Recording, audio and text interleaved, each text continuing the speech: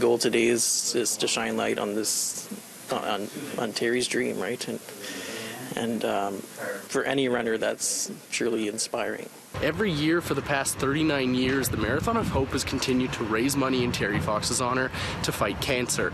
This year, Terry's older brother, Fred Fox, came back to his hometown of Winnipeg to inspire runners to keep going. Terry inspired so many people, and people fell in love with the way he carried himself, wasn't out there doing it for himself, but wanting to make a difference. For the past 5 years, the running room has gathered marathoners across Canada to celebrate the legacy of Terry Fox.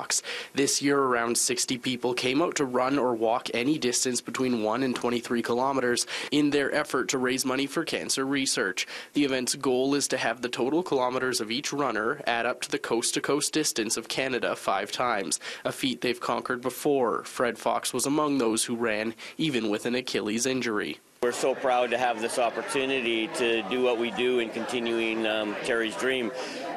When Terry passed away, our mom was out there fairly quickly.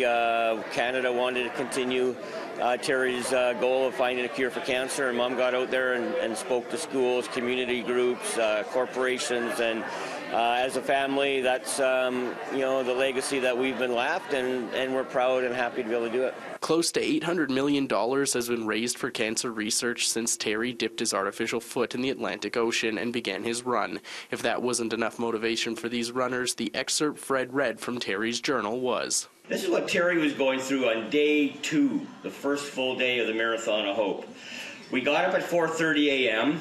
We got out to our starting place at 5:30 a.m. It was cloudy and very cold and windy, 40 miles per hour winds all morning. The first 5 miles were agonizing, all uphill with that big wind gusting in my face. The wind was worse than ever, and traffic was getting worse as well. I wore 3 shirts and a windbreaker. There were many times when the wind knocked me off the road and almost on my butt.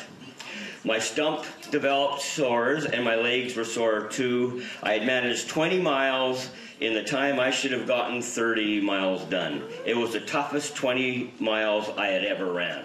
On Friday, the Marathon of Hope Cancer Centres Network announced that Canada's leading cancer hospitals and research universities will be working more closely than ever to accelerate precision medicine for cancer patients. In the past, information sharing across provinces was limited because sensitive health information seldom crossed borders. This new collaboration aims to change that with $150 million of federal support over the next 5 years. In Winnipeg, Mike Albanese, City News.